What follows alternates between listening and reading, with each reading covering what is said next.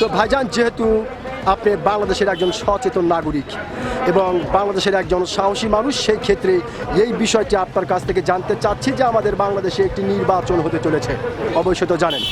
তো ভাইজান, এই নির্বাচনকে ঘিরে বাংলাদেশের বিভিন্ন ধরনের মানুষ বিভিন্ন ধরনের কথা বলছে। কেউ বলছে এই নির্বাচন আওয়ামী লীগ ছাড়া জায়েজ হবে না, আবার অনেকেই বলছে না এই নির্বাচন গণতান্ত্রিকভাবে হচ্ছে, সুষ্ঠুভাবে হচ্ছে। ভাইজান, আপনি একজন সচেতন নাগরিক এবং বাংলাদেশের একজন সাহসী মানুষ হিসাবে আপনার কাছ থেকে জানতে চাই যে আপনি কোনটা মনে করেন।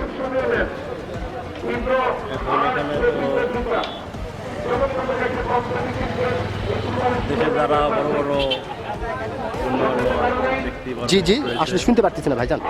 দেশে যে সমস্ত ব্যক্তিবর্গ রয়েছে যারা নিজ নিজ স্থান থেকে তারা যে একটা সিদ্ধান্ত নিতে, সেটা তো খারাপ নয়, সেটার জন্যই ভালো। আর এটা তো আমি আমার এর থেকে ব্যক্তিগত দিক থেকে বলবো যে সবাই যখন পজিটিভলিভাবে নিচ্ছে, এটা পজিটিভ কিছুই হয়ে আসবে হবে।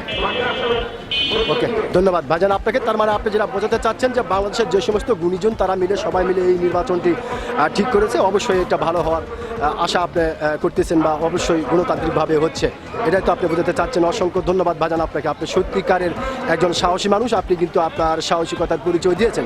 অসংখ্য ধন্যবাদ আপনাকে। তো এই নির্বাচনকে ঘিরে বাংলাদেশের বিভিন্ন ধরনের মানুষ বিভিন্ন ধরনের কথা বলছে। কেউ বলছে এই নির্বাচন আওয়ামী লীগ ছাড়া জায়েজ হবে না, আবার অনেকেই বলছে না এই নির্বাচন গণতান্ত্রিকভাবে হচ্ছে, সুষ্ঠুভাবে হচ্ছে। তো ভাইজান, আপনি একজন সচেতন নাগরিক এবং সাহসী মানুষ হিসাবে আপনার কাছ থেকে জানতে চাই যে এই নির্বাচনটি সুষ্ঠু হচ্ছে কি হচ্ছে না? সুষ্ঠু হচ্ছে, সুষ্ঠু হচ্ছে। অসংখ্য ধন্যবাদ আপনাকে। তো ভাইজান, যেহেতু অনেকেই বলছে যে সুষ্ঠু হচ্ছে না আওয়ামী লীগ ছাড়া, তো আপনার কাছে কেন এটা মনে হলো যে সুষ্ঠুই হচ্ছে? বুঝতে পারেন নাই?